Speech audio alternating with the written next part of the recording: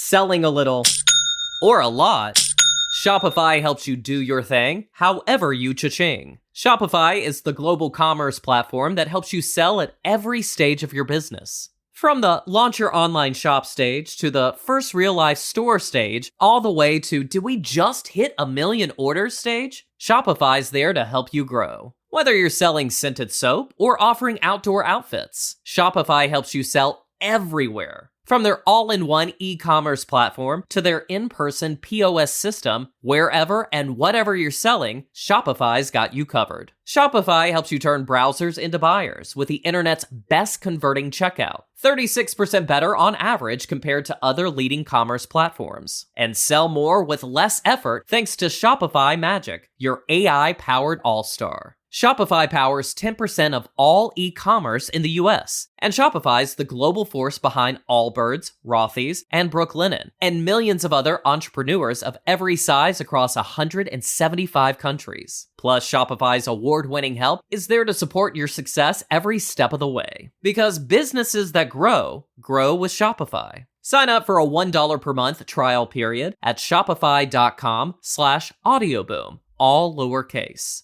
Go to shopify.com/audioboom now to grow your business no matter what stage you're in. Shopify.com/audioboom. He said those very words. This is a once-in-a-lifetime opportunity I'm offering you, he said. That's Wayne Saalman, a tease for the encounter he had in Egypt. And that's coming up. A metaphysician, he's traveled the world, and he's had some extraordinary experiences. This is a book of essays, and he shares some of those experiences, including a UFO encounter, an interesting nugget concerning the JFK assassination. I don't know if you've heard this anywhere else. It's the first time I've heard it. It's actually a bombshell. He has 4 fiction books. The current nonfiction book is called Journey Across Forever, a magical, provocative odyssey across the ages, around the world and into the great beyond. It's a series of essays. John Alexander writes a foreword. Author of Communion, Whitley Strieber offers an endorsement. This wonderful journey through light years and mysteries will inspire and motivate the reader to look deeper into the world around us. It frees the mind to wonder, and that is a beautiful thing. His website, waynesaalman.com. And now we dive in. Tell us about Egypt. Hi, yes. I went to Egypt, was my number one place to go to in the world. I had just been to the Himalayas, to India, and to the Far East. I had really traveled all through that area, and I was really full of, you might say, the riches of all that travel, but I was also feeling a bit exhausted, but I was determined the one place I wanted to get to more than any was to get to Cairo and to go to the Giza Plateau and see the Great Pyramid.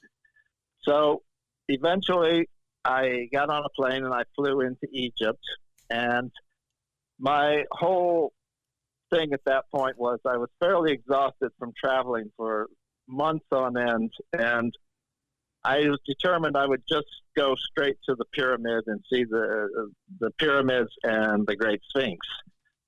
I did that on day one when I arrived in Cairo, and when I got there, I found there were all these, what I call camel hucksters. They were men that were in jalabas and turbans, and they were absolutely determined that tourists ride these camels around the Great Pyramid and so forth.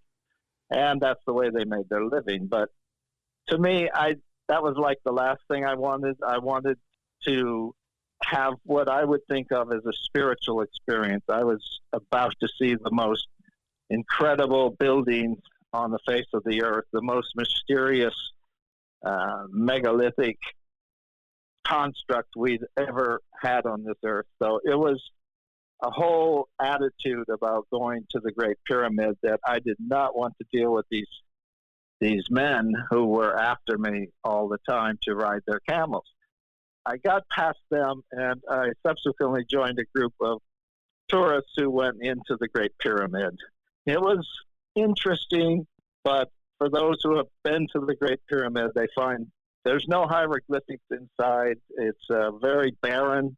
There's not a lot to see, although there's a certain pathway that's very interesting, and then you get into the King's Chamber, but everything's fairly barren and just rock.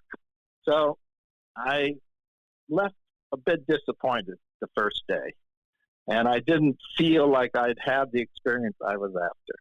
So I went back into Cairo, and I went to my hotel, and I spent the night, and then the next morning got up, didn't quite know what I was going to do, but I, walking around the city, and I came to the Khan el-Khalili Bazaar. Now, I went in there, and I was not really looking to buy anything. I happened into a particular shop that had a lot of hookahs and various interesting things, shall we say, Egyptian statues of obelisks and the Great Sphinx and so forth. And this man who was at the shop, he kind of spotted me as someone, I got the impression he was going to try to get money off me, which is typical. And, I don't hold it against anybody, but I was not about to buy anything. But this man was quite interesting in that he said, none of this tourist stuff for you. He said, I can tell you're looking for something more interesting, more intriguing. He said, come with me to the back of the shop, and I will show you something that I hardly show anyone, something very special just for you. So I thought, okay, this is the con, and I'll play along, but I'm not going to buy anything. Well, lo and behold, he opened up a safe, and he pulled out a box, and then he pulled out a little bronze sphinx that was very heavy when it was put in my hand. I thought, wow, this thing is heavy, and it's very artistic, really beautifully done. And he admitted this had been basically stolen from a museum. I sell it to you now for a really good price, he said. And the telltale thing about the little sphinx was that on the bottom, there were two little sections that were cut away. And I surmised this is where the name of the museum and probably a catalog number had been cut from the bottom of it. I was young, and I was intrigued with this, and I thought, oh, my God, I got to have it. And he made me an offer that I could not refuse. So I bought the little sphinx, and I headed out of there. Now, what happened next gets very intriguing because it's very hot there in Cairo, needless to say. And this big Khan el-Khalili Bazaar is a giant tent-like structure, so it's very hot. So there was a restaurant in there that was air-conditioned. So I went in, and I ordered a drink, and then I pulled out the Sphinx and set it on the table, and I was admiring it. Well, across the room, there was a young man, an Egyptian, who was also looking at it, and he was looking at me, and he came over, and he said, do you mind if I sit down? And we started talking, and I was a little bit apprehensive, and I wanted to hide the Sphinx, but he said, let me see that. And he told me, he said, this was stolen from a museum. He said, you want to put that away? Now, he didn't tell me, you got to give it back or anything. So it's like part of the way the culture is, there's a lot that goes on there that's a bit underhanded, shall we say. I let him look at it, and he was very impressed, and he said, why don't we go out to my house? And he said, I live just near the Great Pyramid, he said, and I think I could make it a very interesting afternoon for you. And I said, really? So tell me more, It was all intriguing, but it was also a bit worrisome. I didn't know what this man was quite up to. Okay. And so the young guy, his name was Mo. Go ahead. Also add what he told you about the man that you purchased this from, because this also adds another element of maybe you being anxious or nervous. Yes, the idea was that they would sell you a real, genuine, Egyptian artifact and then follow you and more or less attack you and take it back and resell it. It's like an underworld thing, an underworld vibe going on with it. Okay. But Mo was cool. He was like, look, I'm going to get you out of here. You want to get out of here? You come over to my house. And he said, I have hashish and I have a hookah and I will make it very interesting for you. We'll go to my house and smoke, and then I will get you into the Great Pyramid by yourself. Now, my eyes lit up at this, like, oh, my God. You know, I was looking for a spiritual experience of the Great Pyramid, and we're talking the hashish would elevate the mind, shall we say, and expand the mind and perceptions and so forth. Like it could be a once-in-a-lifetime opportunity. And he said those very words. This is a once-in-a-lifetime opportunity I'm offering you, he said. I suspected he had an ulterior motive, but I didn't know what it was at that point.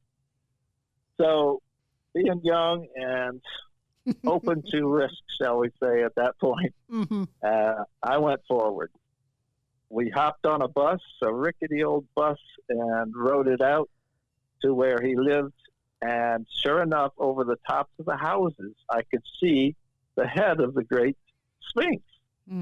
There's the gold and sandstone in the bright Egyptian sun, and it was like, oh my God, there's the Sphinx head towering over these houses. So we got off the bus. He said, yes, I live down here. And I know we saw his house, and there was an elderly woman dressed all in black with the veil kind of not over her face, but over her hair. And she was sweeping away on the sidewalk at the side of the house. And Mo went up. He said, wait here. He had me wait on the sidewalk. He said, wait here. And yeah, I could tell they were having strong words, and he was determined, though, that she should go away, that he was going to use the house, and he had me coming in, this Westerner. So strong words flew, but eventually he chased her off, literally his arms flapping. We went inside, and he pulled out this huge hookah and set it on the coffee table in the middle of the room. I was quite intrigued, you know, being in a real Egyptian's home. Like I had never had that experience. So I was looking at all the different things, the decorations and so forth in the house. And then he pulled out the ball of hashish and rolled it. And sure enough, we sat down and smoked, and I was soon going through the roof.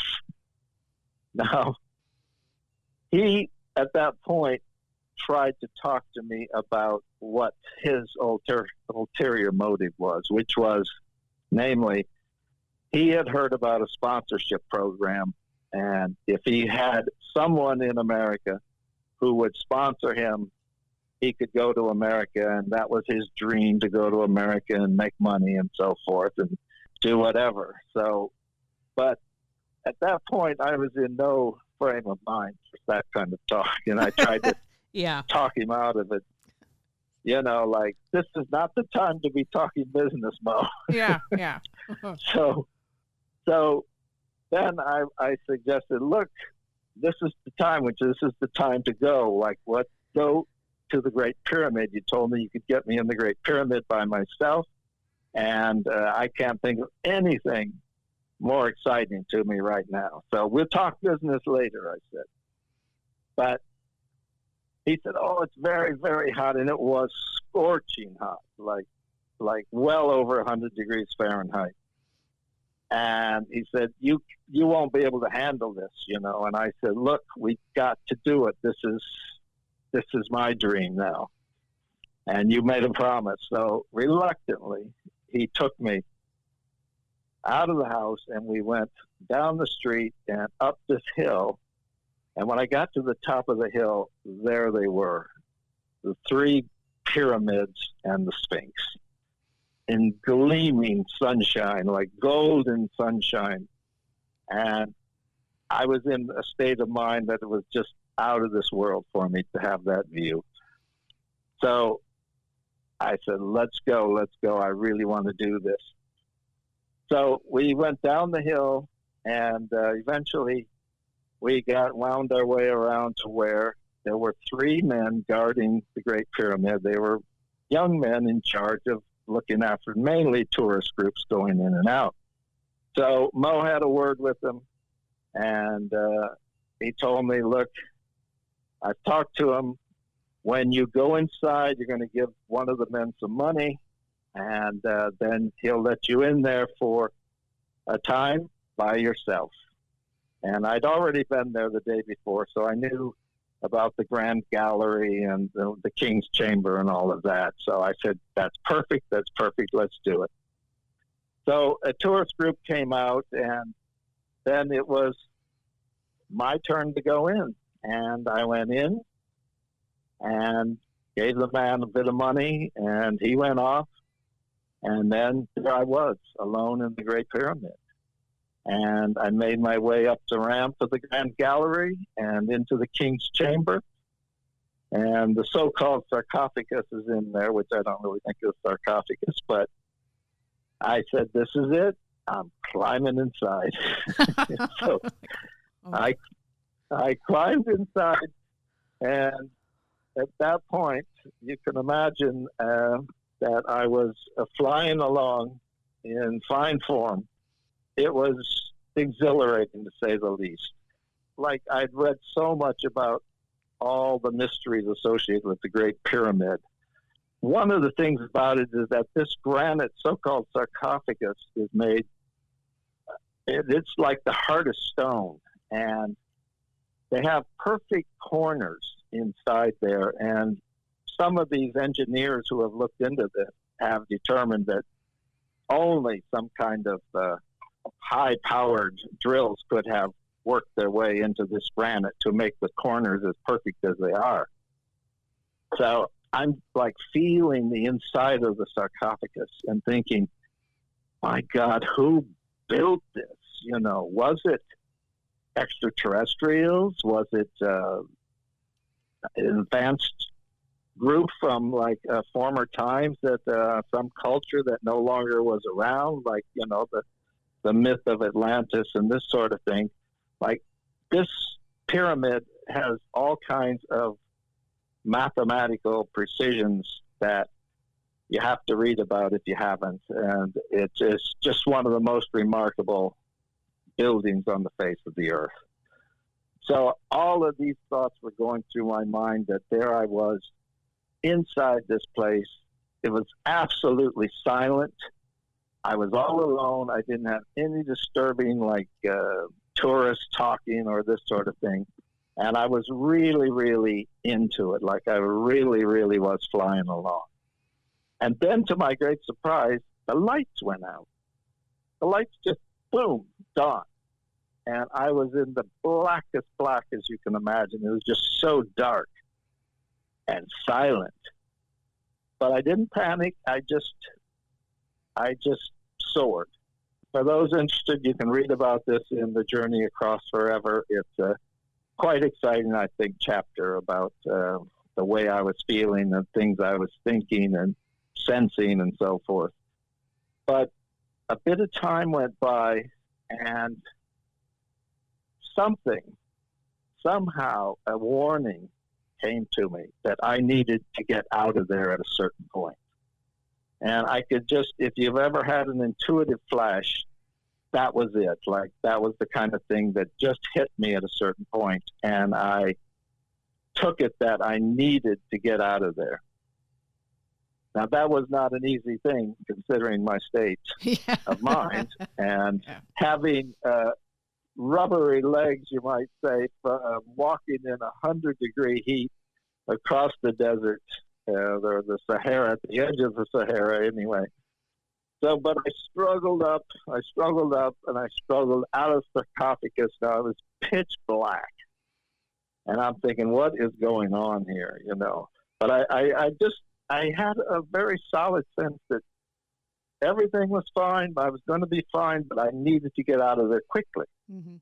And I made my way across the room. I found the doorway, and then I navigated my way down the Grand Gallery's ramp, and there was a very thin sliver of light coming in through the door that would be the exit. So I walked out into the blinding Egyptian sun. Oh my God, it was like my eyes from pitch black to the golden sunlight of Egypt. It just overwhelmed me, and I couldn't see a thing for a while. But I reached into my bag, and I finally found my sunglasses, and I put those on. And when I could see again, I looked over across the way where the three men, the security guards, were, and Mo was there still with them. And they were chatting away. They didn't notice me. They hadn't noticed me. But then I looked up the hill a little ways, and there were two policemen coming down the hill toward them. And I thought about how I had this Sphinx in my bag. Mm-hmm. I was high on hashish, and I could have gone to prison if I was taken in. Let's face the facts, you know? Yeah. So anyway, I said, I got to get out of here. I cut and ran.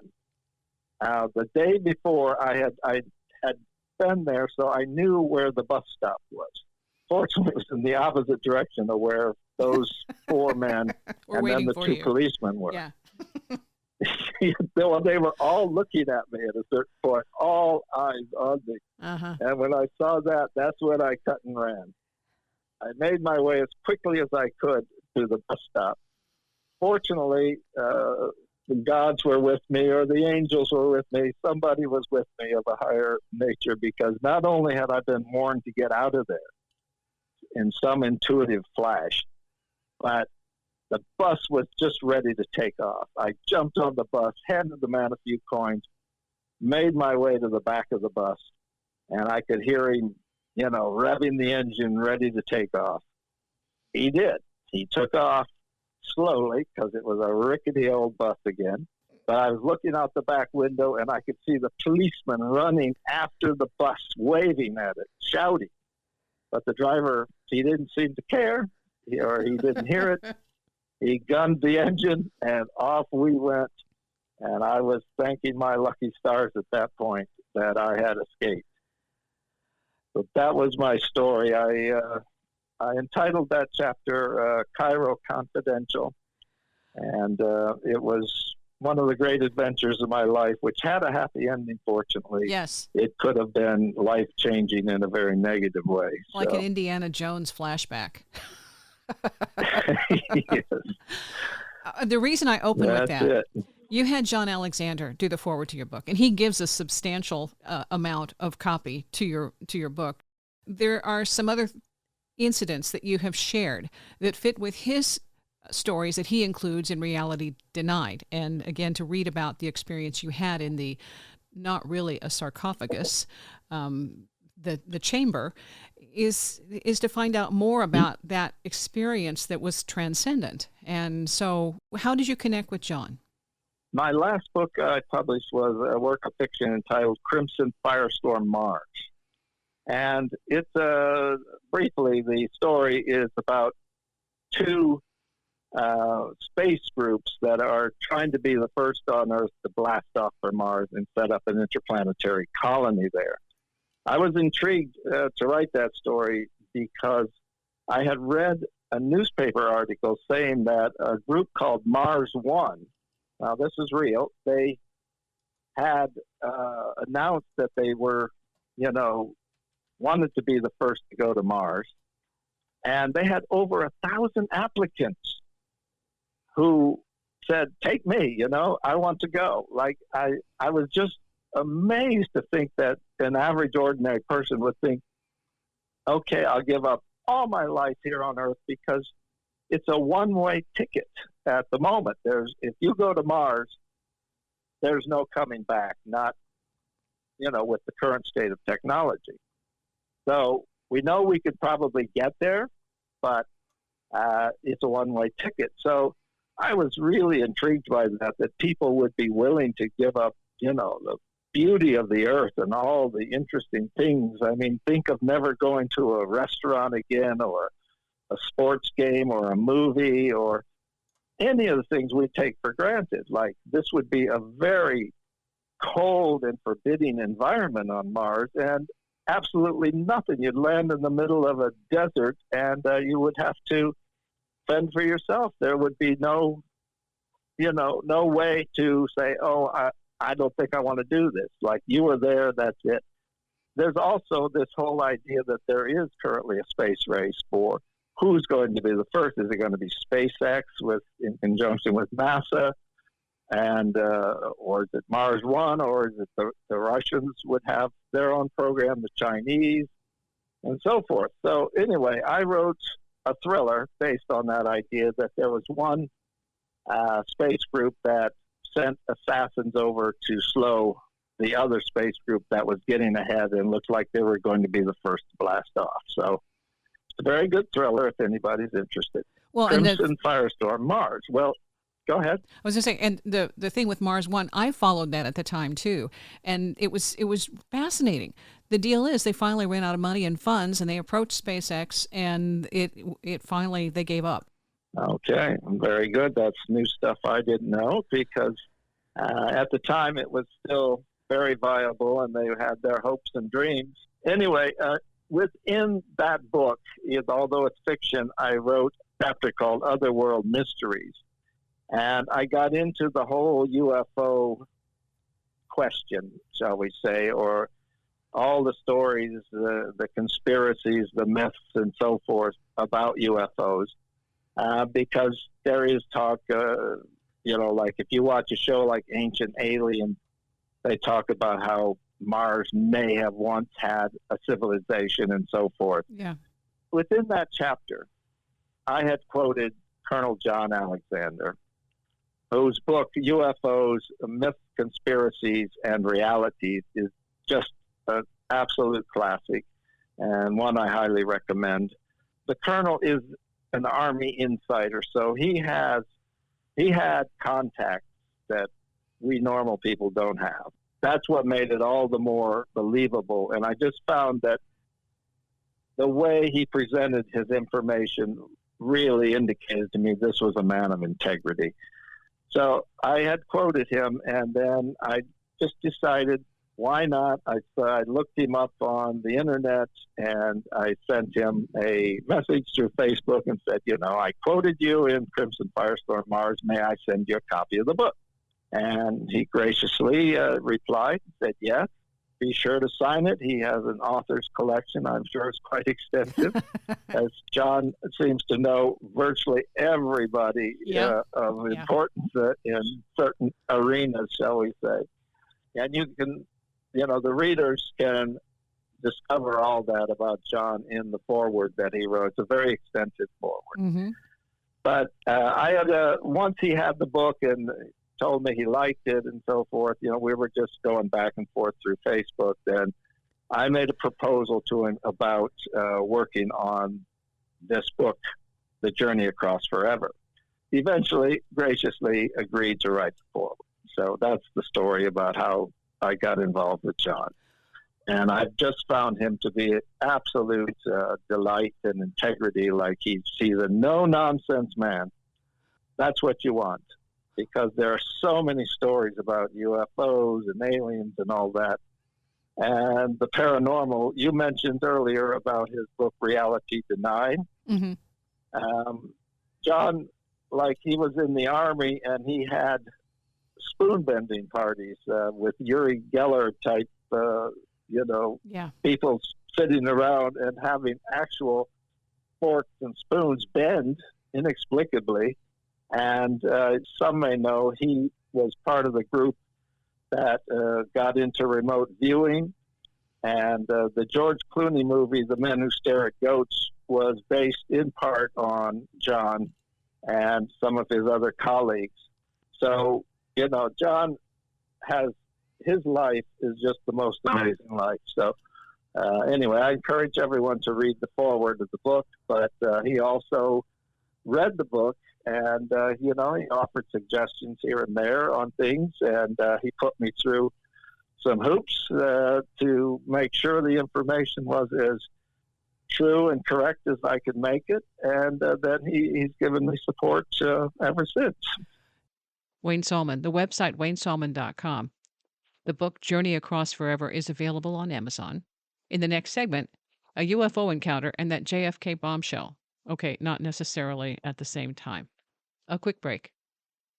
Selling a little or a lot, Shopify helps you do your thing however you cha-ching. Shopify is the global commerce platform that helps you sell at every stage of your business. From the launch your online shop stage to the first real life store stage, all the way to do we just hit 1 million orders stage? Shopify's there to help you grow. Whether you're selling scented soap or offering outdoor outfits, Shopify helps you sell everywhere. From their all-in-one e-commerce platform to their in-person POS system, wherever and whatever you're selling, Shopify's got you covered. Shopify helps you turn browsers into buyers with the internet's best converting checkout, 36% better on average compared to other leading commerce platforms. And sell more with less effort thanks to Shopify Magic, your AI-powered all-star. Shopify powers 10% of all e-commerce in the US, and Shopify's the global force behind Allbirds, Rothy's, and Brooklinen, and millions of other entrepreneurs of every size across 175 countries. Plus, Shopify's award-winning help is there to support your success every step of the way. Because businesses that grow, grow with Shopify. Sign up for a $1 per month trial period at shopify.com/audioboom, all lowercase.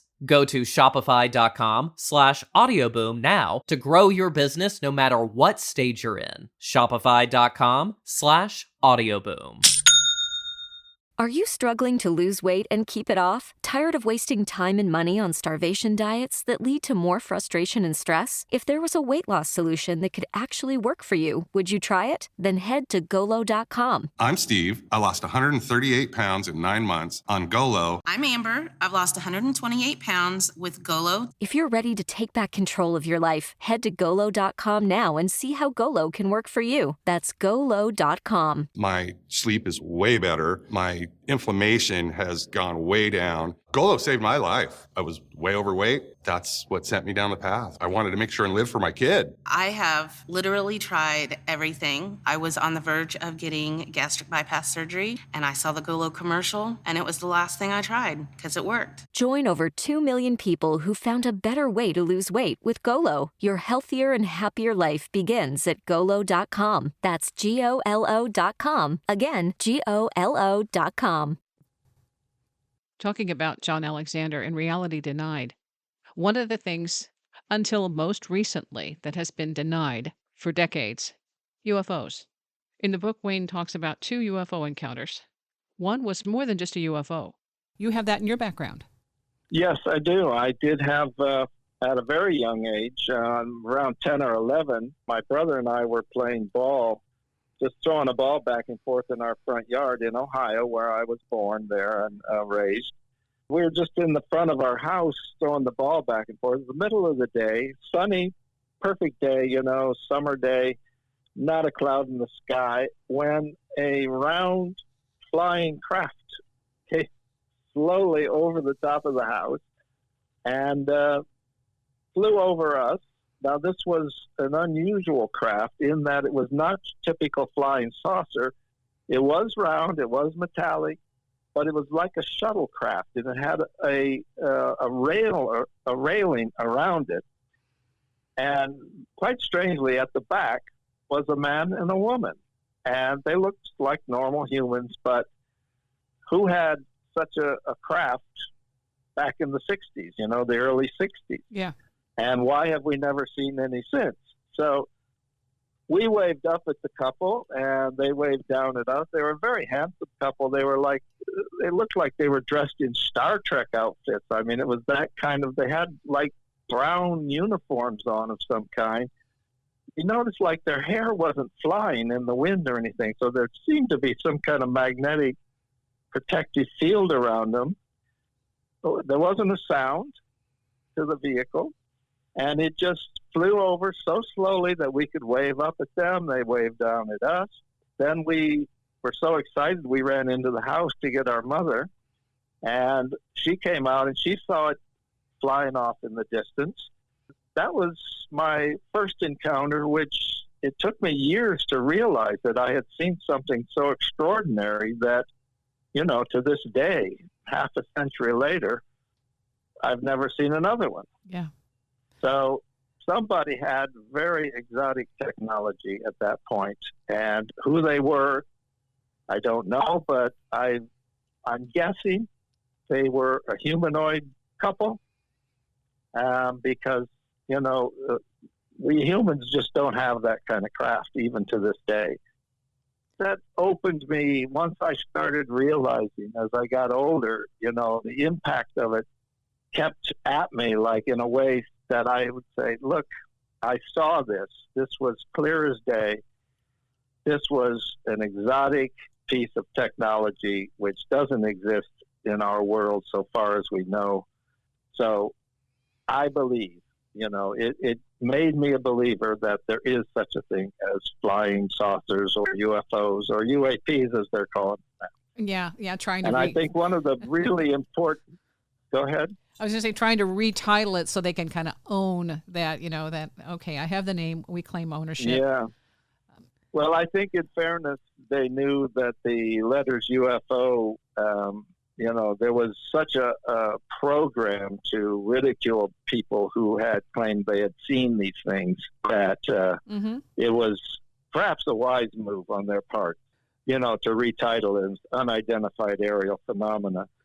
As we know, on December 17th, 2017, the New York Times story was released about the Pentagon program that Luis Elizondo had been the head of. And he basically, I think that was a moment of disclosure where you have the New York Times releasing an article like that and saying, look, the evidence is there. There is such a thing. So I believe, like, without them coming out and saying it in so many words, but, it's funny because that article was like buried on page 12 when I came across it in a newspaper. And I was just so amazed. But the Navy's videos of the Tic Tac, or Tic Tac as it's called, has been further, confirmation that these UFOs are real. And now they're looking at it as, could it be a national security threat, to airliners and such that are flying in and out of airports and so forth. So they're kind of taking that tack and tone to it. That's the press release. Yes. So the fact that they've been out there since 1947, or at least that was the Roswell, the big. But prior to that, I mean, I've got on my wall, I have a newspaper clipping from the Topeka Capital Journal. That's in the Midwest in the USA, of a UFO sighting. And I'm sorry, I have to look at the date again. 1897. When they had a sighting here in the middle of Kansas. So it's been a long haul to finally get some kind of official acknowledgement. Okay? Very, very true. And Jim Mars, who I met in Texas in the late 90s, and I write about in the book, he also told me, about the story about the Texas the UFO, or flying saucer that crashed into a windmill there in 1897 in Aurora, Texas. And we met in Aurora, Texas. We spent, 3 or 4 hours together talking, and it was very, very interesting to hear Jim's take on it all. His book, Alien Agenda, is, I believe, the best-selling book on UFOs so far in history. It's a classic. And Jim was a very, very incredible investigative journalist, as you may know. Perhaps you interviewed him yourself. I wish. I wish. I didn't get to him in time. According to his book, there are 3 broad groups. There's the humanoid Nordic group, then there's the Greys, made famous by Whitley Strieber, and then finally there's what he called the transcendentals, which I absolutely loved that, the transcendentals, because they are quite possibly who we've been calling angels for millenniums, you know? Mm-hmm. And I just think that's very intriguing. The byline here, The Journey Across Forever, a magical mystery ride through the prism of history in a search for answers to humanity's highest dreams. And really a book of essays, basically kind of examining this from how did we get here and how you were shaped by your own history in terms of what you believe and some of the people that you followed, the people that you were able to meet. You actually have quite a list of recognizable names as you begin your search to become a novelist, a writer, a creator. You rubbed elbows with a lot of interesting people, and Timothy Leary was one. Timothy Leary and Robert Anton Wilson. Here is another stroke of luck for me. I wrote my first book, which was, I've written 4 books of fiction. Okay, the first one was The Dream Illuminati. The title came after I was actually accepted by the Falcon Press. I had been introduced to the writings of Robert Anton Wilson and Timothy Leary and was really intrigued with the whole idea of the way they opened up to all possibilities. And they were, of course, famous for being into entheogenic substances, but also the mysteries of the mind and the paranormal and so forth all play into that, into their writing. These men were an incredible influence on the 60s culture. I had been reading Wilson, for one, his book Cosmic Trigger, which I write about in The Journey Across Forever, was like the most influential book on me because it really opened me up to a whole new way of looking at life and the paradigms that surround us and so forth. And 1 year only, Falcon Press put out an ad for submissions for just opening it up to the general public. Dr. Christopher S. Hyatt, who owned Falcon Press and ran it, he said he could have filled a room with all the submissions he got, but somehow mine was chosen. And I just called it Vimanas at that time, or something about Vimanas, because I was intrigued with this idea that in ancient India, the Vedic scriptures talk about these Vimanas that could fly across the sky and carried the gods and so forth. So, I'm like, how could this be going on thousands of years ago? And why would they make this stuff up? And they weren't making it up. They were telling what they experienced.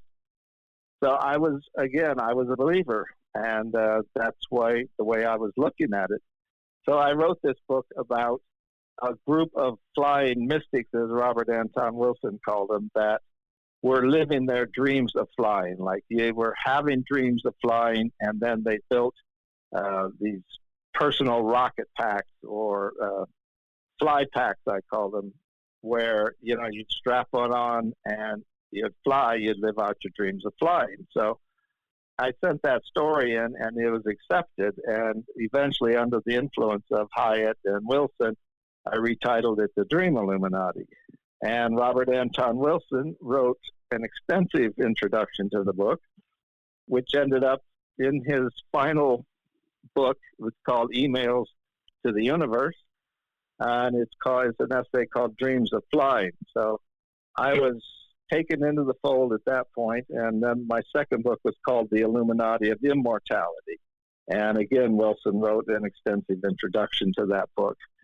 When I released The Dream Illuminati, I went to L.A., and Timothy Leary was there with his new book.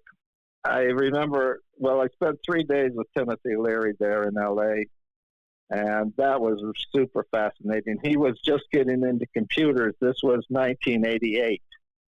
William Gibson was there, and he had, of course, written Neuromancer, which, was the first book to talk about cyber things and the cyberpunk movement and cyberspace and all that. He was, without a doubt, the hottest writer on the planet at that time. And Timothy Leary was mad about his work, and he ran over to wherever Gibson was and brought him back to our booth, so he spent time with us there. So it was a very exciting time. You know, being able to talk to somebody like Tim for hours on end was just fascinating. Another person you, along that same vein, not at the same time, but Terence McKenna, you actually had a chance to connect with him too. And that might not have been what people expect, because Terence is, how do I say this? Complex. How's that? Yeah. Well, he was having an event in San Francisco. I lived in San Francisco for 15 years. He was giving a talk, but at the same time he had music blasting from speakers while he kind of told his tales. If you're familiar with his work at all, he had one of the most brilliant minds you can imagine. Like, the man was just an amazing storyteller, and his use of language was just phenomenal. But he was giving one of his talks and had everybody all intrigued. There were videos behind him with UFOs and atomic bombs going off and all kinds of stuff like that.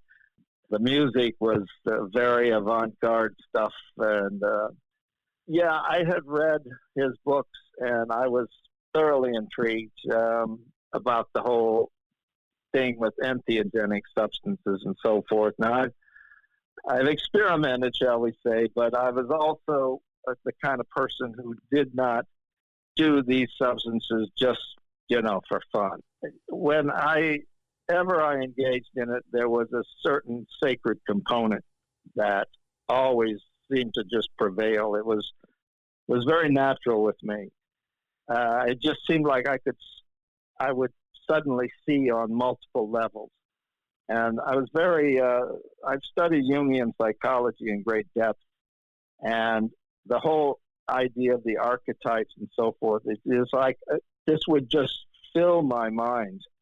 And Terence McKenna, likewise, you could tell that all of this, he was reaching into very deep and profound areas of mystery and intrigue. And he was super well known, of course, in the community, the communities that are into the entheogenic substances and so forth. So yeah, that was an interesting experience. I didn't get to enjoy my time with him as much as I would have liked, because the event was going on. There were a lot of people there, but it was important to me to go and to experience that.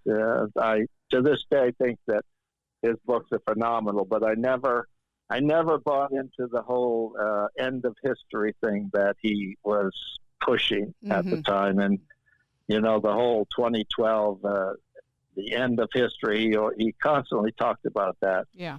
A lot of people got sucked into that. Yeah. Along that line, conspiracy, this is kind of buried, a little gem in your essays about the time you lived in Dallas. And for people who were familiar with all of the conspiracies surrounding JFK, you actually, in my opinion, you hit pay dirt. This is like a little bombshell in there.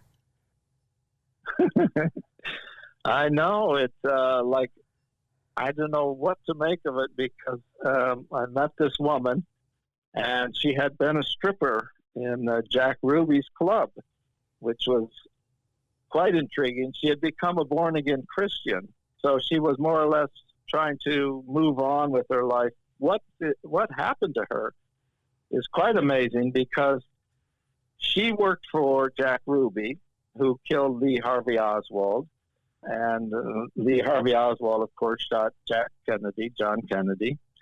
And she was married to a man who also worked for Jack Ruby. And on November 22nd, 1963, when John Kennedy was assassinated, her husband fled Dallas, and she never saw the man again. And one of the things left behind was a little notebook. And in the notebook, it was written, Oswald, $10,000. That's all it said. Oswald, $10,000. So you think about that. Jack Ruby was a mobster, basically. Mm-hmm. He killed Oswald to shut him up, and she told me she did not show this to the FBI because she didn't want to feel like she was ratting out her husband. She was afraid that he would get in trouble because she always thought he'd come back to her. But he never did. She never saw him again. And this was in the 80s, so it was already 20 years gone, when I met her. But that is a true story. And the little notebook, she showed it to me, and I saw it scribbled there, Oswald, $10,000. And you wonder what happened to her husband, if he actually was still alive. Absolutely, yeah. Or I just imagine that he fled because he knew he was in it too deep. Like the FBI and the police and everybody would be pulling all these figures in and interrogating them. So he said, I'm out of here. Some of the experiences you've had with rocks, or at least what I interpret these power stones that you have run into, and you've had extraordinary experiences, what has it left you with? Just to tell the Aborigine Power Stone story is briefly here to lead up to my conclusion. I was traveling in, I'd lived in Melbourne for 3 years and had traveled out to Perth for a holiday. And on the way back, just stopped totally at random in South Australia, decided to take time off, go down to the beach, relax for the afternoon, and then continue the journey back the next day.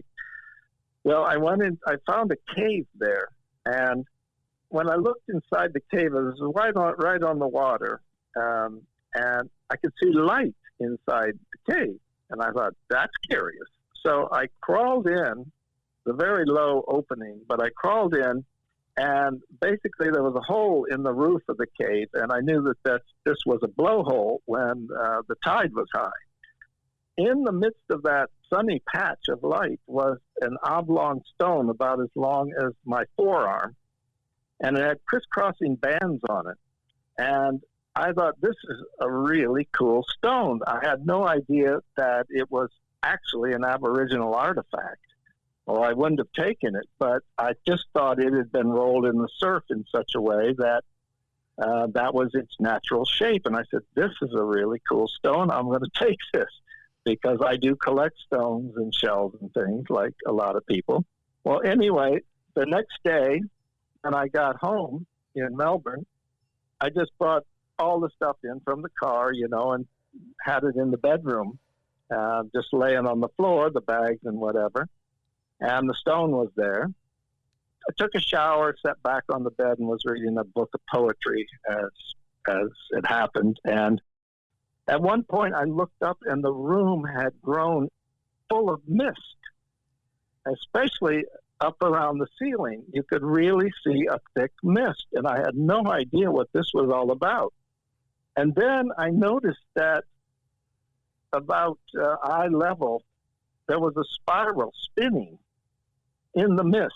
So if the mist hadn't been there, I wouldn't have been able to see this energy form, this spiral.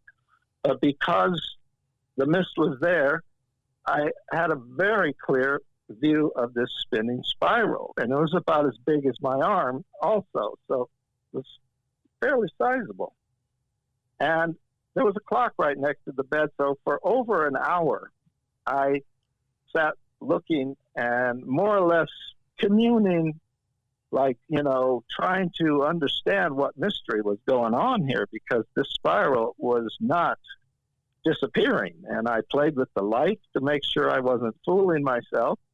And at one point, then the spiral came toward me, and it entered me, and it kind of spun around. I could feel its energy, but it wasn't frightening. It was like, I felt like it was just checking me out.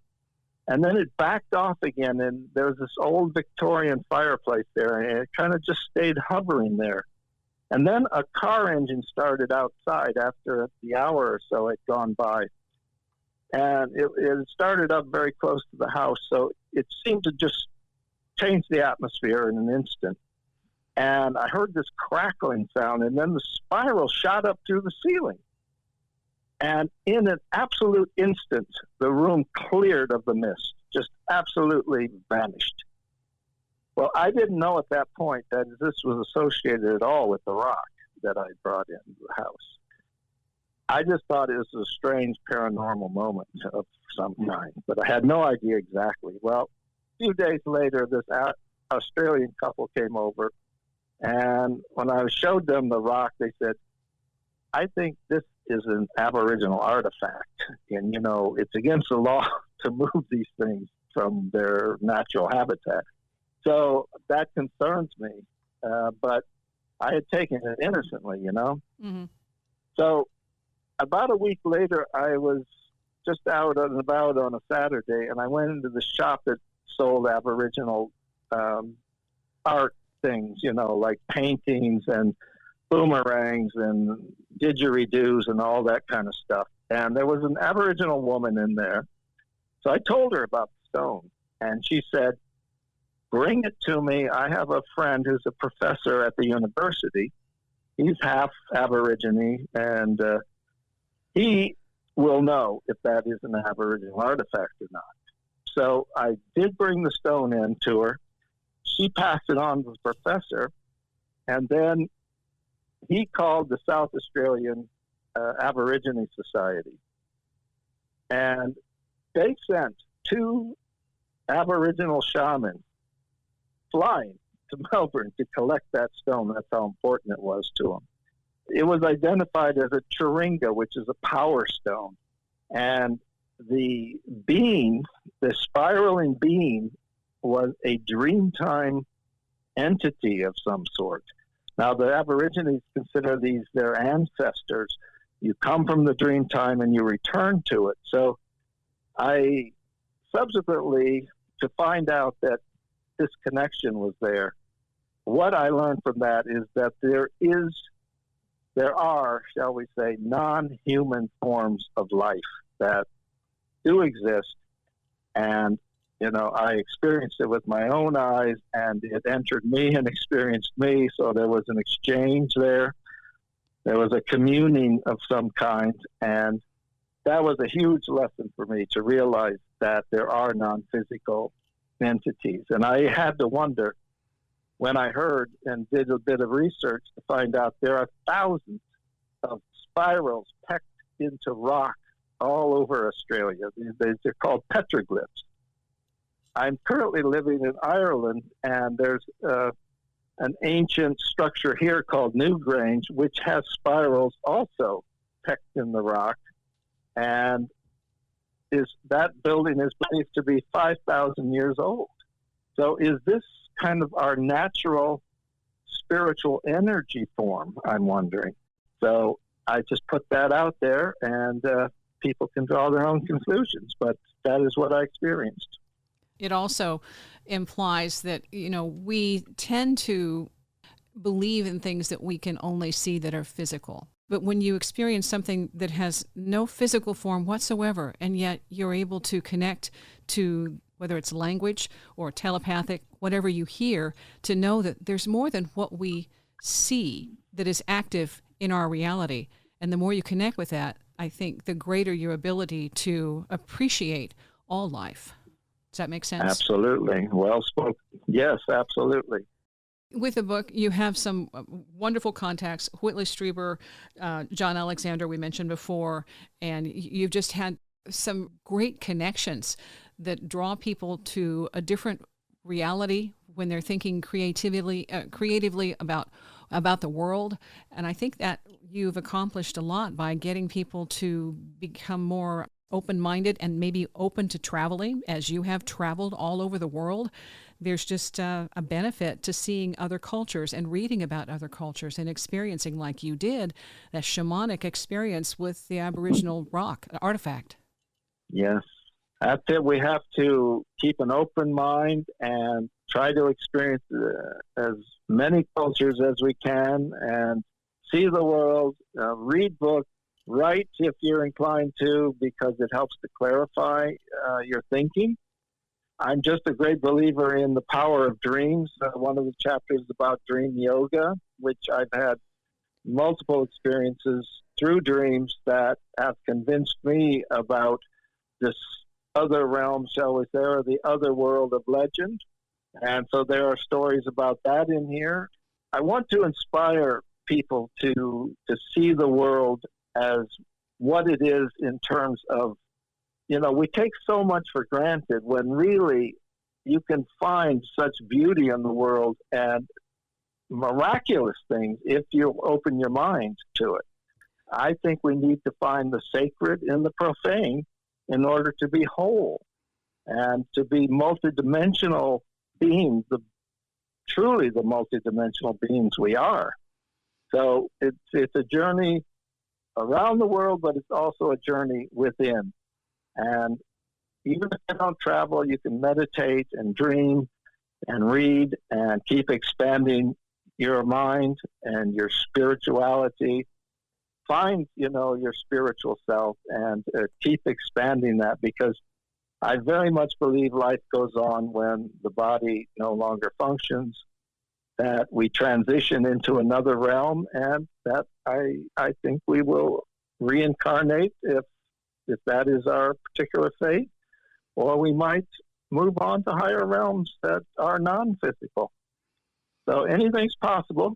Stay open-minded. That's my main message. And I've just been a searcher all my life. I've been on a quest to find these answers since I was very young. So interestingly, it was the Beatles who inspired me to go to the Far East when they went to India to pursue Maharishi Mahesh Yogi.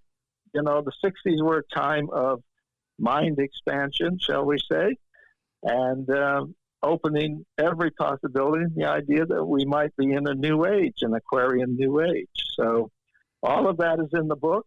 I very much hope that readers will look into it and, read The Journey Across Forever and put up their thoughts on Amazon or whatever source they want to remark on it, or at least talk about it with their friends and so forth. And your website too.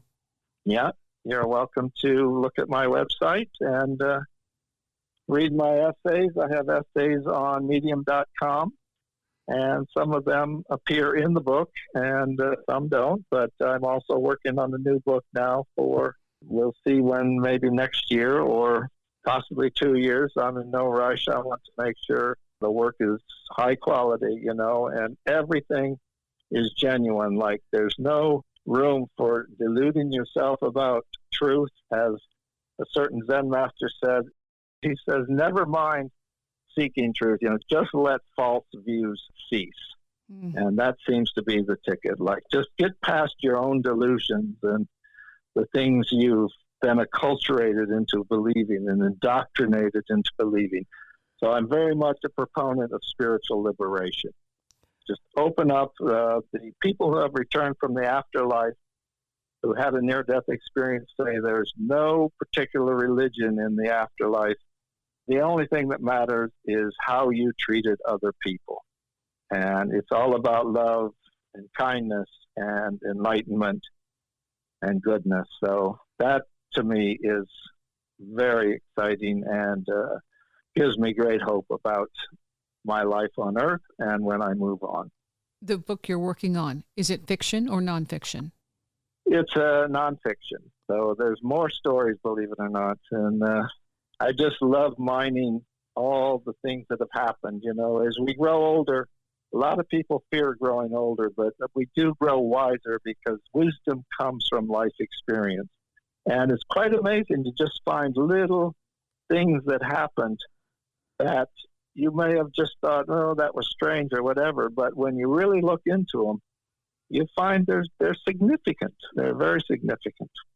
I'll put links in the description for the show so you can connect with Wayne. Thank you for listening. Again, the book, Journey Across Forever, a magical, provocative odyssey across the ages, around the world and into the great beyond. Available now on Amazon, also on the website, WayneSaalman.com. Selling a little or a lot, Shopify helps you do your thing, however you cha-ching. Shopify is the global commerce platform that helps you sell at every stage of your business. From the launch your online shop stage to the first real life store stage, all the way to do we just hit 1 million orders stage? Shopify's there to help you grow. Whether you're selling scented soap or offering outdoor outfits, Shopify helps you sell everywhere. From their all-in-one e-commerce platform to their in-person POS system, wherever and whatever you're selling, Shopify's got you covered. Shopify helps you turn browsers into buyers with the internet's best converting checkout, 36% better on average compared to other leading commerce platforms. And sell more with less effort thanks to Shopify Magic, your AI-powered all-star. Shopify powers 10% of all e-commerce in the US, and Shopify's the global force behind Allbirds, Rothy's, and Brooklinen, and millions of other entrepreneurs of every size across 175 countries. Plus, Shopify's award-winning help is there to support your success every step of the way. Because businesses that grow, grow with Shopify. Sign up for a $1 per month trial period at shopify.com/audioboom, all lowercase.